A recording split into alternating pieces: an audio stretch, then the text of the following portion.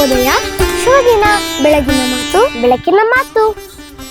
ಕೆಲವರು ಹೆಬ್ಬಂಡೆಯಂತಿರುತ್ತಾರೆ. ಕೆಲವರು ಹೆಬ್ಬಂಡೆಯಂತಿರುತ್ತಾರೆ. ನಮ್ಮ ಮಾತನ್ನೇ ಅರ್ಥ ಮಾಡಿಕೊಳ್ಳದ ಅವರು, ನಮ್ಮ ಮಾತುಗಳನ್ನೇ ಅರ್ಥ ಮಾಡಿಕೊಳ್ಳದ ಅವರು ನಮ್ಮ ಮೌನವನ್ನು ಹೇಗೆ ಅರ್ಥ ಮಾಡಿಕೊಳ್ಳುತ್ತಾರೆ? ನಮ್ಮ ಮೌನವನ್ನು ಹೇಗೆ ಅರ್ಥ ಮಾಡಿಕೊಳ್ಳುತ್ತಾರೆ? ಇನ್ನೊಮ್ಮೆ, ಕೆಲವರು ಹೆಬ್ಬಂಡೆಯಂತಿರುತ್ತಾರೆ. ಕೆಲವರು ಹೆಬ್ಬಂಡೆಯಂತಿರುತ್ತಾರೆ. ನಮ್ಮ ಮಾತನ್ನೇ ಅರ್ಥ ಮಾಡಿಕೊಳ್ಳದ ಅವರು, ನಮ್ಮ ಮಾತುಗಳನ್ನೇ ಅರ್ಥ ಮಾಡಿಕೊಳ್ಳದ ಅವರು ನಮ್ಮ ಮೌನವನ್ನು ಹೇಗೆ ಅರ್ಥ ಮಾಡಿಕೊಳ್ಳುತ್ತಾರೆ?